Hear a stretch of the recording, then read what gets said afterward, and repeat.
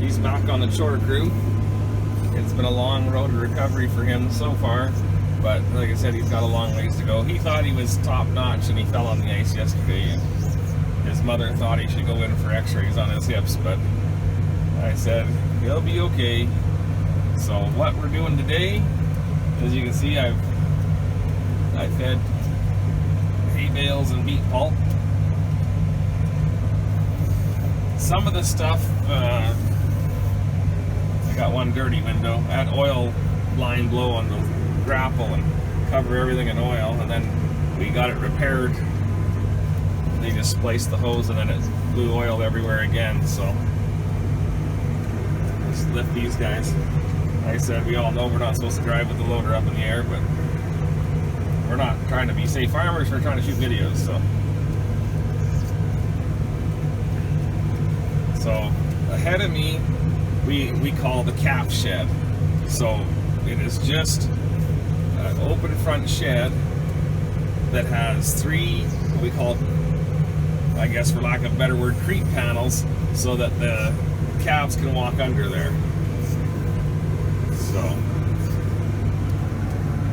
Tristan and Ty are busy pitching straw. Like I said, we don't have very many calves, so you know, you can fit well, like I said, there's 60 calves can fit in there if you need them to. So we're gonna, they're strawing there, and so when I moved the manure, all these calf shelters had been packed away so that I could clean manure in the summertime, and then I never did it. So then I moved the calf shelter windbreaks back to the straw bedding area when we had the calves home this fall and we had a big storm. So I just dropped those bales to knock the snow off. And then I never moved them back after I cleaned manure because it wasn't a big deal at the moment. So now, because like I said, I have that old bale processor, but the slip clutch is bad in it, and money's been incredibly tight, and time is harder than you believe tight, that you think you should have all the time in the world, but for some reason I can't seem to ever manage to have time. So we've just moved all the calf shelters back. Figure out what I'm doing here. I was gonna back up, but all I'm gonna do is end up putting the bale in the wrong spot because I've got my little 3-point bale carrier, so then you can see we got a baby over there. We got maybe 8 or so calves. Like I said, we're not really calving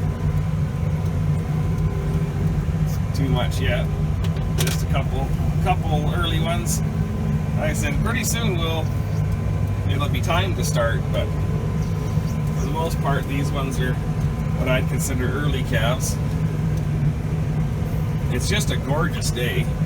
We had weeks of just miserable cold weather, and I think today, like right now, it is -5 Celsius, and the sun out. Like I said, you hardly even just wear a jacket. The boys that are, well, Ty and Tristan busy pitching straw. They're really warm. Wyatt's just watching the gate while I bring straw bales in, and they're all feeling pretty good about life right now. So that's about, I guess, what I was to get off track. So that's about plus 23 Fahrenheit. So for my American friends, it's pretty darn nice out, pretty easy going. Anyhow, I need to keep getting straw bales, keep the kids pitching. But I've had some requests to look at these calf shelter windbreaks a little closer, so that's what we're gonna do. As you can see, my shock for my steering wheel broke when it was, the one day when it broke it was -50, and I tried to adjust it and the thing broke. So that's Princess Kate. So that's one of my that's one of the New Year's babies. Which one do we got here? Oh, that's the other New Year's baby right there. And then that was our one that didn't listen and was born in December, because for these purebred calves, we calve them, we want to start them in January. So we try for the 10th, knowing that some will be early, but you hope to calve them in January. We are very specific on our breeding, that we do not just breed cattle year-round so that they eventually get bred. We try to do a tight breeding, but because we run purebred and commercial cattle, we basically have two calving times. So we'll start in, like I said, about the 10th of January is when we try to start, and we start the purebreds then, and then at the tail end of February, well, we try for the 1st of March, but you always get some, once you get past the 20th of February, you start getting commercials, and every bull's different. Like, we've had some bulls that just sell everything, they start everything 2 weeks early. So, and then, like I said, so the plan is that your purebreds are all done calving by March, and then by the by the 1st of May, all your commercials are done calving, so that you can get things set out to start breeding, because we take out to different pastures. We try to breed a little bit at home to have some control. This is Wyatt's. This one's a fun one here. So this is Wyatt's calf from this morning. It was just born 2 hours ago. So this is one of Wyatt's. So this little dude here, this young cow here, this is her 3rd calf, and it's her 3rd bull calf. So I guess I was supposed to tell you about the calf shelters. Yeah, you're gonna be a show calf too, aren't you? That darn cow there with the green tag is one of mine. Like I said, I don't have a lot of purebreds. The kids mainly have the purebreds. I'm the commercial man, but that's one of my purebreds. But she's had her calf laying on the ice for the last 2 days. So these shelters are an A-frame design. We put a 2-foot strip of plywood and then 8 foot of windboard, and in the edge there's a chain, where the one that Ty's working on has a bar across the end so the cows can't walk through. And somehow when we were building the first ones, what we were going to do is we were going to just bolt. We were going to just cut some steel and then bolt it on later, but we needed the shelters right away. So then we just put them out, and I put some boards up, and it lasted for 2 years, and then they broke off. So then I got these chains, and that just keeps the cows from walking under there. But the newer ones, both these two are newer over here, they have the bar across the end so a cow doesn't walk in. But because they're open enough, you can, the calf can walk through either end in front, but the cow can get to them and sniff them and smell at them and talk to them pretty easy. And so Ty's busy pitching. This is some wheat straw. It's not rotary, but the guy always has disease in it, and so it's always short by the time it gets through the combine. So, but we'll fill those in. Like I said, we're not going to get too carried away, because it's not like we got tons of calves coming either, because each one of these shelters will hold 40 calves.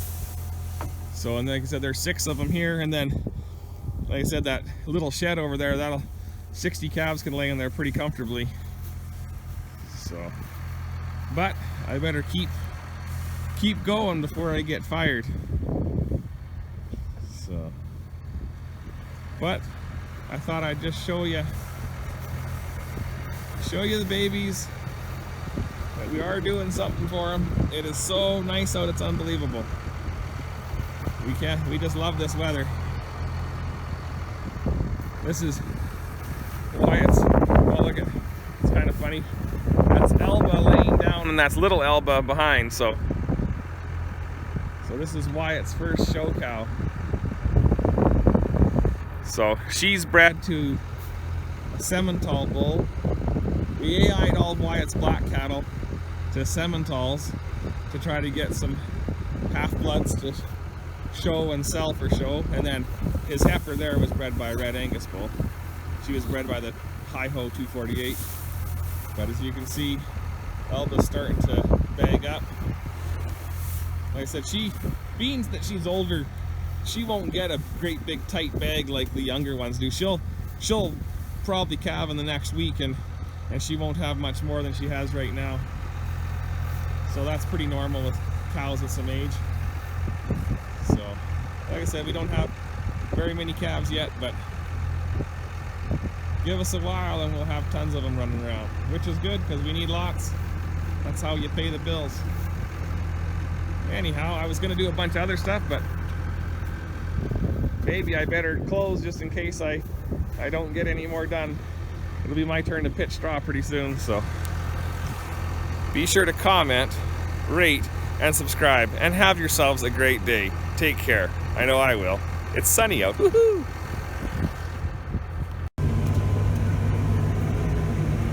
Well, we're making headway. It always bothers my wife when I close a video and then shoot more, so I like doing that. But I don't, as my faithful viewers know, I don't edit anything. I don't care how dumb I sound. It doesn't bother me too much. But I did watch what I had recorded about 20 minutes ago, and I thought I probably didn't explain things well on some of what I was doing. So I thought I'd just keep talking. Time to go cut strings on this one. Boys are still pitching on those others. So on our breeding dates, because we do not own our grass and everything is rented, I need to have everything calved out to take pairs out to grass. So that's why we start calving the tail end of February on our commercials, and that we try to have everything calved out by the end of April so they can all be branded, processed, and ready to go to pasture. So if we were Sowers cattle and we had all of our grass right there where we were, we wouldn't calve till, you know, April, May. We might even not care if we calve till June, because our cattle would all be there and it wouldn't be an issue, and we could just ride out every day and check cattle. But because we are a farm-based operation that puts all of our cattle on rented pasture, they all have to be calved out before they go to pasture and processed and branded and, you know, vaccinated, everything, RFID tags, all that kind of jazz. So that's why we do that. And then the purebreds, the reason we calve January, February is for the market. People don't want to buy 2-year-old bulls. If we calved them in April to be competitive, you know, to sell a bull, we would have to, you know, carry it over 2-year-olds, and people do not pay more money for 2-year-olds. In fact, they pay less money for 2-year-olds. So you're better off to sell yearlings. And the only way to sell big, well-grown out yearlings is to start calving in January, February. Because even if a guy doesn't breed till August, you know, when he goes to the bull sale, he still wants to buy the big, well-developed bull that can handle himself and go out and breed lots of cows. He doesn't want to buy a bull that's 1,000 pounds that can go breed 10 cows. He wants to buy the bull that's 1,500, 1,600 pounds and can go breed 30 head. So I guess that's my explanation. So I realized how shadowy it was, and you'll just have to forgive me. So we got 5 of those windbreak calf shelters over there, and then as you can see closer to my house is what we call the little calf shed that they can get in out of the weather. Then we've got a little manure pile here, and you notice that I got 1 windbreak here, and the reason I do that, besides that it will block the north wind, where the other ones do a lot more from the west and north. South wind is still nasty, but they can go stand behind this manure pile. You know, if this gets really bad southeast wind, then we'll go behind the manure pile. So anyhow, so the reason I put 1 shelter over here, and I'll cut this bale and I'll fork it in the shelter, but I'll leave a bunch of straw there for cows to lay on. A lot of cows, by their nature, will go, and I'm shaking like a little wind picked up, they will go by themselves to calve.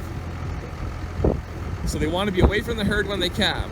So if I take and make a gap, like I have right here where I got the manure pile here, so if I make a gap and then I put 1 shelter and a bale there, they will, because cows want to be close to feed and close to water, 90% of the cows will always lay closer that direction. They'll always go closer to water as long as they can. You know, some will go and they'll be on the pecking order, they'll go further away. So what I do is I leave 1 bale. I'll bed this. It'll end up being, you can see the track where I drive at night to check cows, so out to there. We'll end up strawing out to there as the need comes, and then we'll straw in there so lots of calves can fit there if there's a north wind. But if I leave 1 spot that's kind of away but still bedded, that helps me prevent cows that wander away and go calve in the snow. So, and I've had that problem in the past where if I didn't have the horses out in the field, the cows would all be in the field right now. And then what we'd do is I'd have to straw in at least 2 places, or else what the cows would do is they'll, get up at midnight and decide they're going to go out and calve a calf, and so then they'll leave everything else to go calve, and then they'll go calve in the snow. So it looks like I'm slow enough that the pitching crew is caught up with me, so I better not waste too much time or they'll shish kebab me. So anyhow, if we give them somewhere else to go, then they'll come here and calve on the straw rather than calve in the snow and have the calf die. If the cow, even at minus 25, if they have if they can get windbreak and straw, they'll still freeze their ears off and they'll die if you don't get to them. But if they calve on straw, they'll live. If they calve in the snow, in 20 minutes they're dead. So anyhow, seeing as I've already said goodbye once, I'll say goodbye again. And you guys be sure to comment, rate, and subscribe, and you guys take care.